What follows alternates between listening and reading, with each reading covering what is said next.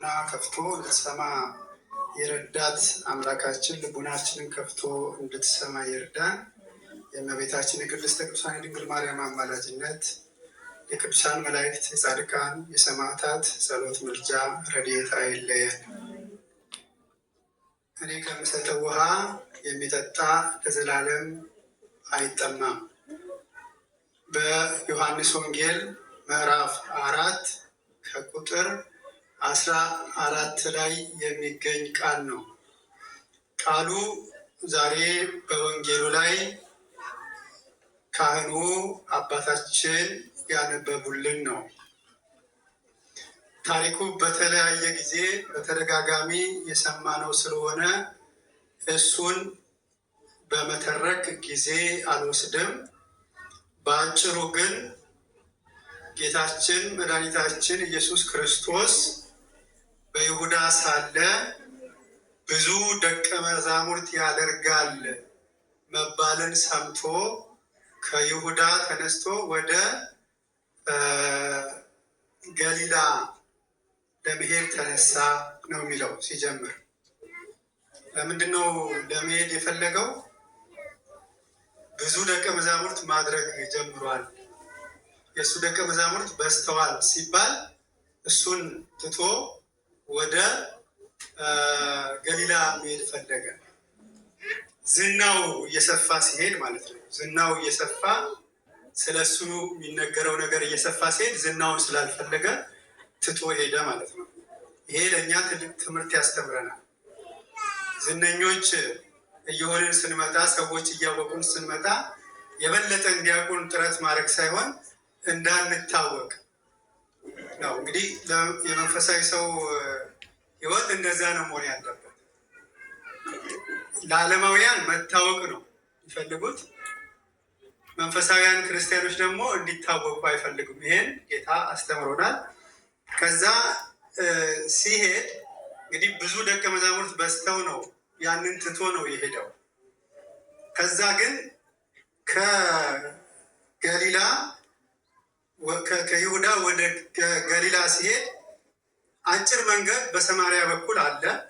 አጭርነቱ ብቻ ሳይሆን ሰማርያውያን የሚኖሩበት መንገድ ነው። አይሁድ እና ሳምራውያን ወይም ሰማርያውያን የሚኖሩበት፣ አይሁድ እና ሳምራውያን በተለይ አይሁዳውያን ሳምራውያንን ይንቋቸው ነበረ እና በእነሱ መንደር ላለማለፍ ብለው መንገድ አርቀው በሌላ በኩል ነበር የሚሄዱት። ለምን? ስለሚጠየፏቸው፣ ስለሚንቋቸው ማለት ነው። አይሁድ ሳምራውያንን ስለሚንቁ። ጌታችን መድኃኒታችን ግን ሰዎች የናቋቸውን የሚያከብር አምላክ ነውና በሌላ በኩል መሄዱን ትቶ በሰማርያ በኩል ያልፍ ዘንድ ግድ ሆነው ይላል። ግድ የሆነበትን ምክንያት ነው ዛሬ ሲነበብ የሰማ ነው። ጌታችን ሰዎች ባወጡ በአድካሚው መንገድ ወጣ ገባ በሆነው መንገድ የሄደው የተናቁትን ፍለጋ ነው። ከተናቁትም ደግሞ በጣም የተናቀች አንዲት ሴትን ፍለጋ ነው የሄደው። ያቺ ሴት ሲነበብ እንደሰማችሁት በ6 ሰዓት ውሃ ልትቀዳ የሄደች ሴት ናት። በቀትር ውሃ ልትቀዳ የሄደች ሴት ናት። ብቻዋን በቀትር። በነገራችን ላይ በሀገራችንም ውሃ የሚቀዳው ስንት ሰዓት ነው? በቀትር ነው እንዴ? በሌሊት ማለት ወፍ ሳይጮህ ይባላል እንደው። ይቺ ሴት ግን በቀትር በፀሐይ ሰው ቤቱ ገብቶ በሚያርፍበት ሰዓት ጠራራ ፀሐይ እየመታት እንስራ ተሸክማ ለብቻዋ ወደ ውሃ ልትቀዳ ሄዳ ነበር። እሷን ፍለጋ ነው የሄደው። እሷን ሄዶ ያገኘበት ምክንያት ከዚህ እንረዳለን። ቀረባትና ውሃ አጠጪኝ አላት። ውሃ አጠጪኝ። ውሃ እየቀዳች ነው። ውሃ አጠጪኝ አላት። የመለሰችለት መልስ ምንድን ነው? አንተ አይሁዳዊ ስትሆን እኔ ሳምራዊ ከምሆን ሴት እንዴት ውሃ ትጠይቃለህ? ያለችው ሁለት ነገር። እኔ ሳምራዊ ነኝ፣ እንደገና ሴት ነኝ። አንተ አይሁዳዊ ወንድ ነህ፣ እንዴት እኔ ውሃ ትጠይቀኛለህ? አለችው። አይሁዳውያን ሳምራውያንን ሲልኩ እንዴት ልታከብረኝ ቻልክ? ወንድ ከሴት ጋር በእኛም ባህል እንኳን የማናውቀውን ሴት አናናግርም ማለት ነውር ነው እና እንዴት አናገርከኝ ብላ ጠየቀችው። ስለዚህ አንተ አይሁዳዊ ወንድ ስትሆን እኔን ሳምራዊት የተናቅኩትን ሴት እንዴት ልታናግረኝ ቻልክ አለችው ማለት ነው። ከዛ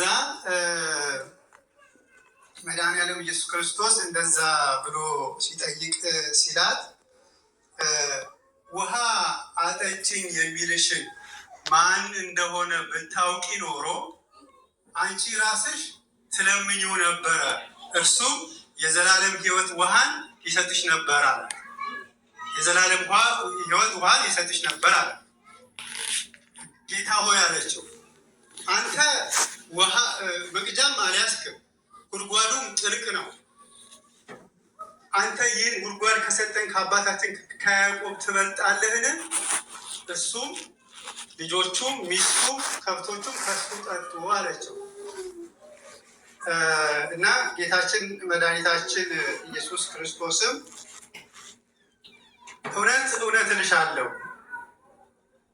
አንቺ ከምትቀጂው ከዚህ ጉድጓድ ውሃ የሚጠጣ ሰው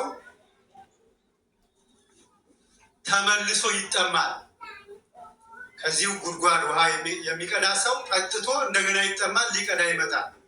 እኔ ከምሰጠው ውሃ የሚጠጣ ሰው ግን ለዘላለም። ባልሽን ይዘሽ ነይ ሲላት ባል የለኝም አለችው። አሁን እውነት ተናገርሽ አላት። ትምህርቱ ብዙ ነው ለማሳጠር። እውነት ተናገርሽ ሲላት አሁን 5 ባሎች ነበሩሽ፣ እነርሱ አሁን ከአንቺ ጋር የሉም። አሁን ከአንቺ ጋር ያለውም ባልሽ አይደለም አላት። የልቧን የደበቀችውን የሰወረችውን የቀበረችውን ነገራት። በዚህም ጊዜ ጌታ ሆይ አንተ ነብይ ትመስለኛለህ ብላ ወደ ውይይት፣ ወደ ጥያቄ፣ ወደ መረዳት የሚያስፈልጓትን ብዙ ጥያቄዎች ጠየቀችው። ይህን ያላት በልቧ ያለውን ነገር የነገራት ምንድን ነው? ይቺ ሴት 5 ባሎች አግብታ 5ቱም ባሎች ሞተውባት 6ኛውን ግን በስውር አስቀምጣ ማለት ነው። እንግዲህ ሰው ሴት ልጅ ተድራ ተሞሽራ ባል አግብታ ተዘምሮ ሰው ተጠጥቶ ተደስተው በማግስቱ ባል ሲሞት እንዴት የሚያሳዝን ነገር ነው። ይሄ ደግሞ አንድ ጊዜ ብቻ አይደለም፣ 2 ጊዜ፣ 3 ጊዜ፣ 4 ጊዜ፣ 5 ጊዜ ሆኖባታል። እና የዛ አካባቢ ሰዎች እሷን ለማየት እንኳን አይፈልጉም። ማለት እሷም እነሱን ታፍራቸዋለች። ይቺ እንደው ክፉ ሴት፣ ኃጢአተኛ ሴት በእሷ ኃጢአት ምክንያት ነው ሰዎቹ የሚሞቱት ብለው ስለሚሏት በጣም እየተሰቀቀች ስለነበረ ነው ሰው ቤቱ ገብቶ ሲያል በቀትር ውሃ ልትቀዳ የሄደችው። እና መድኃኒዓለም ኢየሱስ ክርስቶስ እንደዛ ሲላት ይህንን ውሃ ስጠኝ አለችው። ባልሽን ጠርተሽ አላት። ምስጢሯን ነገራት። ምስጢሯን ከተናገረ በኋላ የተለያዩ ጥያቄዎችን ጠየቀችው። ተረዳች። ከተረዳች በኋላ እንስራዋን ትታ ወደ ከተማ ሄደች። ለከተማውን ሰዎች በልብ ያለውን ምስጢር የነገረኝን ሰው አገኘሁት። እንደውም ከዛ በፊት አንድ ቦታ ላይ ለጠየቀችው ጥያቄ መልስ ሲሰጣት ምንድን ያለችው? ክርስቶስ የሚባል ንጉሥ ይመጣል ብለውናል፣ እሱ ሲመጣ ብዙ ነገር እንደሚያስረዳን አውቃለሁ ብላ አለችው። ስትለው አሁን የማነጋግርሽ እኔ እርሱ ነኝ ሲላት እንስራዋን ትታ የከተማውን ሕዝብ ለመጥራት ሄደች። ሄዳም እንጃ ክርስቶስ ነው መሰለኝ መጥቷል፣ አነጋግሮኛል፣ በልብ ያለው ምስጢር ሁሉ ነግሮኛል ብላ ስትላቸው የከተማው ሕዝብ በሙሉ መጡ፣ ከሱ ተምረው አመኑ ነው የሚለው ታሪኩ። እና ከዚህ ታሪክ ውስጥ የምንወስደው ደግሜ እኔ ከምሰጠው ውሃ የሚጠጣ ሰው ለዘላለሙ አይጠማም የሚለውን እና እሷም ጌታ ሆይ እንዳልጠማ ደግሜም ወደዚህ ቦታ እንዳልመጣ ይህን ከዚህ ውሃ ስጠኝ አለችውን ብቻ ይዘን እንነጋገራለን። እያንዳንዱ ቃል፣ እያንዳንዱ ሀረግ፣ እያንዳንዱ አረፍተ ነገር ራሱ አንዳንድ ሰዓት ያነጋግራል። ግን እንተወውና እዚህ ላይ ብቻ ጥቂት ተነጋግረን እናበቃለን። ይቺ ሴት በቀትር እየተሸማቀቀች እያፈረች እየደከመች ውሃ ልትቀዳ ትመላለስ ነበር። ያንን ውሃ ደግሞ ትቀዳና ትመለሳለች፣ ትጠጣዋለች፣ ትጠቀምበታለች፣ ያልቃል።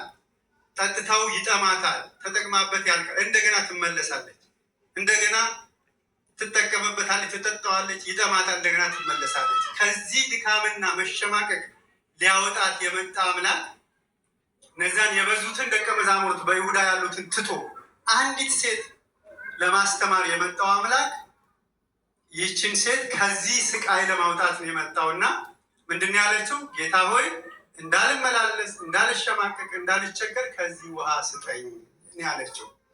አሁንም እኛም በዚህ ዓለም ስንኖር ብዙ የሚያደክሙ የሚያሸማቅቁ ነገሮች አሉ በልቦናችን ያስቀመጥናቸው ለመናገር የምናፍራቸው ለሰው ለማማከር የምንጨነቅባቸው ነገሮች ይኖራሉ። አይደለም ለሌላ ሰው ይቅርና ለንስሐ አባቶቻችን እንኳን ለመናገር የምናፍራቸው ኃጢአቶች አሉ።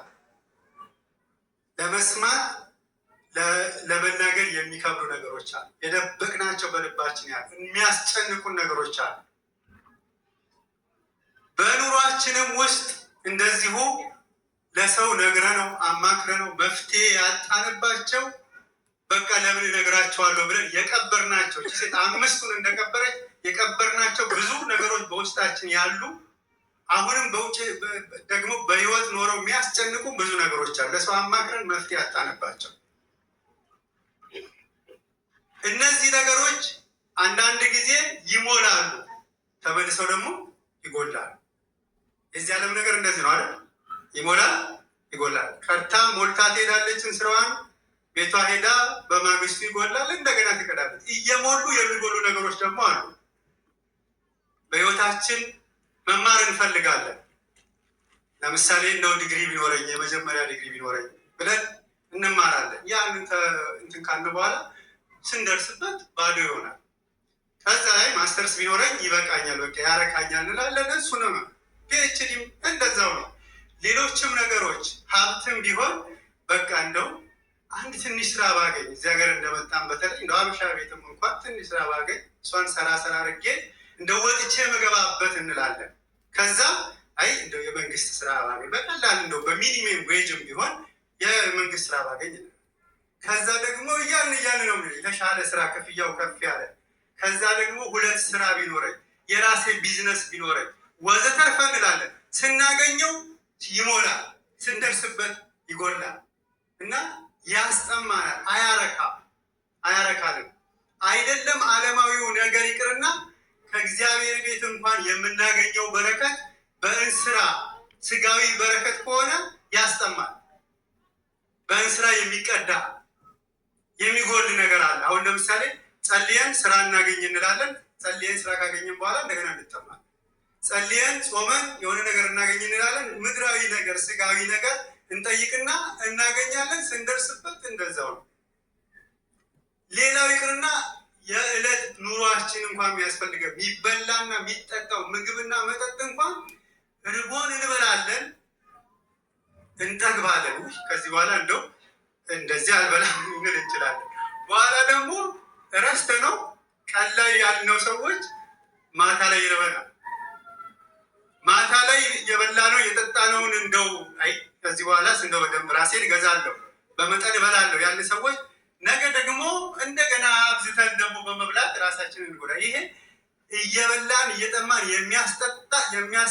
በጠጣን በበላን ቁጥር የበለጠ የሚያስርብ የበለጠ የሚያስጠማ ነው የዚህ ዓለም ነገር። የዚህ ዓለም ሀብት፣ የዚህ ዓለም ምግብ፣ የዚህ ዓለም መጠጥ እየበላን እየጠማን የበለጠ የሚያስጠማ የሚያስጠጣ ነው። የሚያስጠማና የሚያስረፍ ነው እንጂ የሚያረካ አይደለም። ጥም የሚቆርጥ አይደለም። ረሃብ የሚቆርጥ አይደለም። መድኃኔዓለም ኢየሱስ ክርስቶስ ግን እኔ የምሰጠው መጠጥ ለዘላለም አያስጠማም ብሏል። በዮሐንስ ወንጌል ምዕራፍ 6 ላይ ደግሞ 2 ምዕራፍ እኔ የምሰጠው ምግብ የሚበላ ሰው ለዘላለም አይራብም፣ እኔ የምሰጠውን የሚጠጣ ለዘላለም አይጠማም ይላል። እና ይቺ ሴት ምን አለች? እንዳልጠማ፣ እንዳልደክም፣ የሰው ፊት እንዳላይ፣ እንዳልሸማቀቅ ከዚህ መጠጥ ስጠኝ ያለችው። ይህ መጠጥ ምንድን ነው የሚለውን መልሰን እናበቃለን። ይህ መጠጥ የጌታችን የመድኃኒታችን የኢየሱስ ክርስቶስ ቅዱስ ደሙ ነው። ይህ መጠጥ ከጌታችን ከጎኑ ላይ በተሰቀለ ጊዜ ከጎኑ የፈሰሰው የተጠመቅንበት ልጅነት ያገኘንበት ማየገቦ ነው። ከጎኑ የፈሰሰው ውሃ ነው ይህ መጠጥ። ይህ ምግብ አንዴ በልተነው እንደገና የማያስጠማ የማያስረበን ምግብ የክርስቶስ ቅዱስ ስጋና ክቡር ደሙ ነው። ይሄ ነው።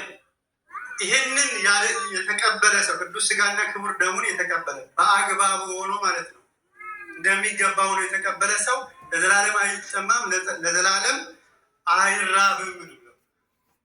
አሁን እየቆረብንም ደግሞ የችግር አለብን። ምንድን ነው ምክንያቱ የተባለ እንደሆነ ከዚህ ሴትዮ 2 ነገር እንማርና እናበቃለን። አንደኛው ይቺ ሴት እንስራዋን ትታ ነው በቃ ይህ መጠጥ ኃጢአትን አንተው ወይም ደግሞ ስጋዊ ፈቃድን ዓለማዊነትን አንተው፣ ሁለቱን እንስራችንንም እንደተሸከምን ነው ውሃውን የምንፈልገው። እቺ ሴት ግን እንስራውን ትታ ነው። ስለዚህ እንስራን መተው ያስፈልጋል። ሌላው ይቺ ሴት ያደረገችው ነገር ምንድነው? ጌታ ራሱ አበረታቷል። በልቧ ያለው ነገር ወጥቷል። የደበቀችው ነገር ወጥቷል። የሰወረችው ነገር ወጥቷል።